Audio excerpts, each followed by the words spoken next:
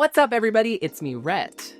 I'm here with a very exciting video for you guys. I've been teasing this on my social media for a while now, because it's been a long process to get this items, I will say, and no one's been able to guess it yet. So that kind of confirms that, I have an exciting video in store for you guys. I know this looks kind of weird in front of me right now, but it's part of the shtick, it's part of the bit, so just enjoy it. I will unveil it in just a moment, okay? I've been collecting Sailor Moon seriously for about 5 years now.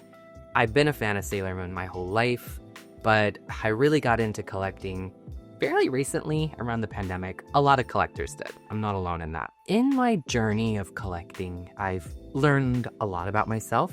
There's been a lot of ups and a lot of downs in my life, and collecting has kind of been there for me as that one thing in my life that I can control, that one thing that, grounds me a little bit. Something that's for me and for me only, that no one can really take away from me.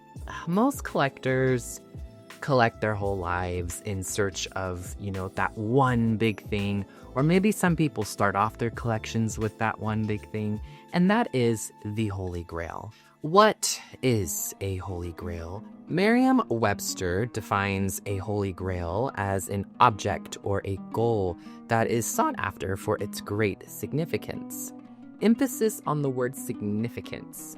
There has to be something about this item that has significance to me. Does it? I don't know, but we'll get into it.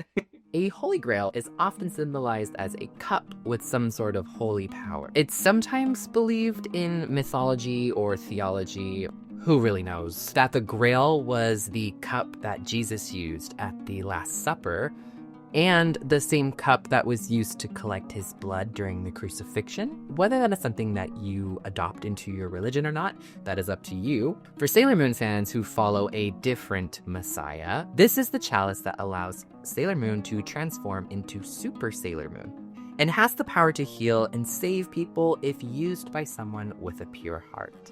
I hear a lot of talk like, I just got a grail, or found a bunch of grails at the thrift store yesterday. No. You did not, Stephanie. That is a McDonald's toy with a 30-year-old chew mark in the hand. I believe that every collector is assigned one Holy Grail at birth, and it does not change. Once obtained, I believe that you probably reach collecting nirvana or whatever. Or maybe you just come to find that a grail is just an illusion, and you're really just obsessed with chasing the unobtainable. What a grail is to you is up for you to decide. That is for you personally, and I believe it's personal to everybody. It's an individual thing, which is why we have different religions. As a Sailor Moon collector and a lifelong fan of the series, I've seen a lot of accounts of people, saying that they're searching for the Grail, and to no avail, they never get it. They never obtain it. Some collectors are looking for that teenage Chibiusa garage kit. Others are looking for those vintage, old, coin-operated rides that are just rotting in the sides of the mountains in Japan for some reason. But me, a mysterious set of four Bandai budget dolls that were advertised in issue number 37 of the Figure King magazine in Japan. This guide articles most of the Sailor Moon toys that were released in stores, leaving out some of the oddities like the pizza delivery Sailor Moon doll. But these 4 dolls made the cut, leaving many collectors over the years to wonder about their existence. There isn't that much information available online about these dolls, which has really just added to the mystery of these dolls, and a lot of people don't even know that they exist. All I knew for many years were just anecdotes from other collectors that I know, who I asked them about these dolls, and they either said things like, I've never seen those in my life, or they said, oh, I saw those one time 12 years ago. I think their mystery and their just overall cuteness is what cemented them as my Holy Grail, personally. I kind of doubted that I would ever see them in my lifetime, but that was until they showed up at my front door and a beat the up Chewy box. Please don't fall over, please don't fall over, please don't fall over.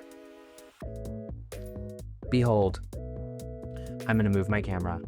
These are the 4 extremely rare, extremely mysterious Bandai Sailor Teen dolls from 1995. They suffered some minor damage thanks to UPS, but I'm just happy that they're safe now in my collection and that I can share what little information I have about them. And I'm happy to share my report with you guys on these otherwise extremely mysterious dolls.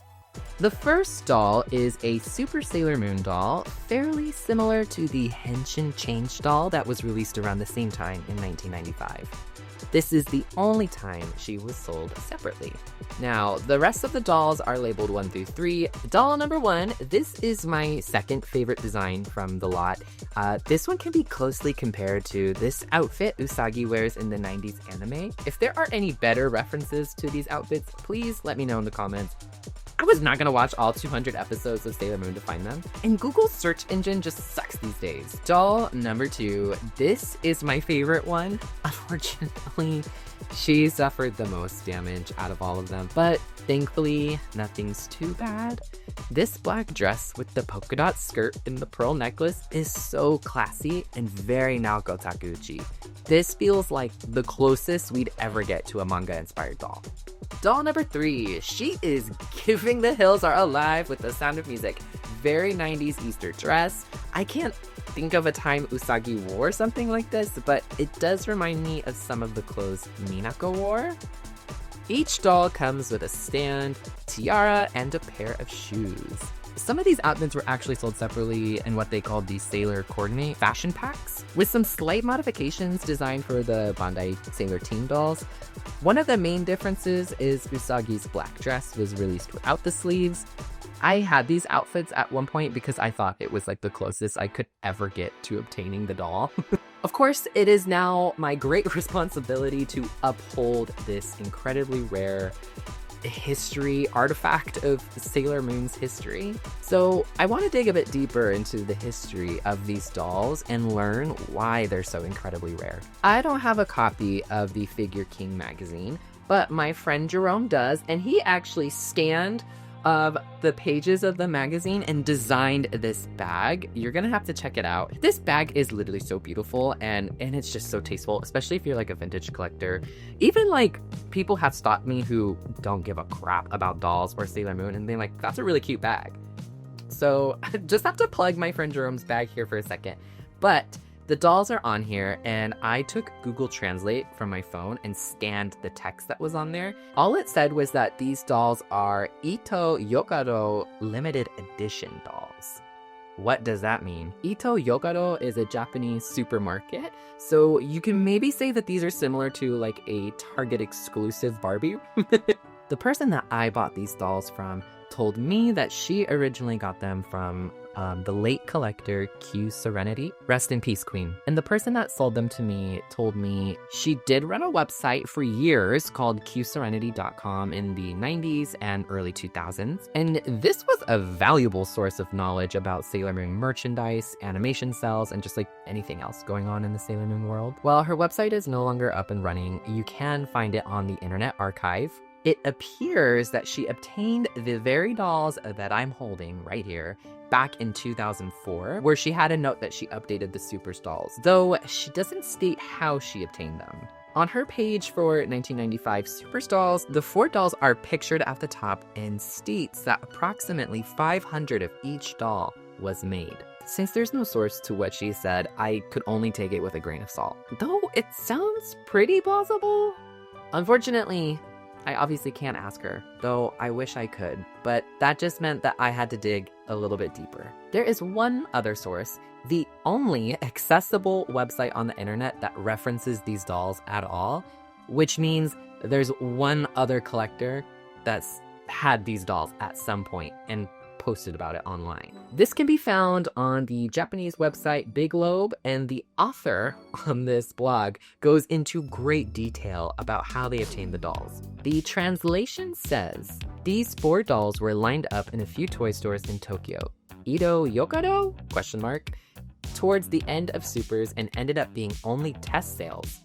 There were about 400 to 500 of each doll. My thoughts on the production of these dolls are that the cost per doll ended up being extremely high. Due to the luxurious costumes and the introduction of the link system, I don't know anything about the link system. I could not find out what that was. The link doll's price was 3,980 yen. That's about 27 US dollars.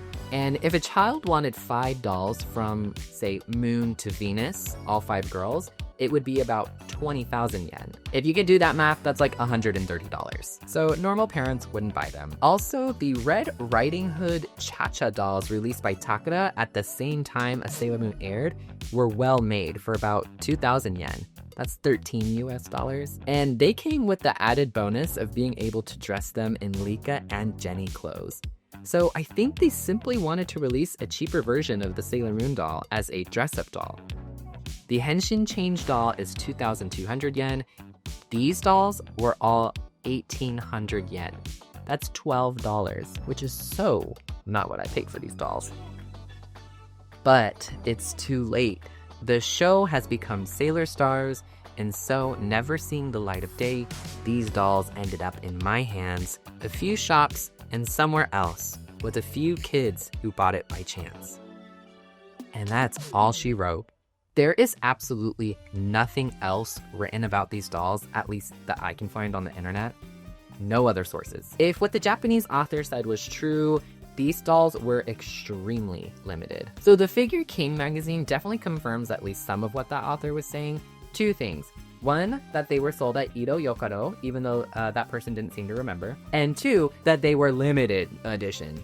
It's a shame because these dolls are so beautiful and they are such an upgrade from some of the other fashion dolls that they had in the earlier lines of Sailor Moon.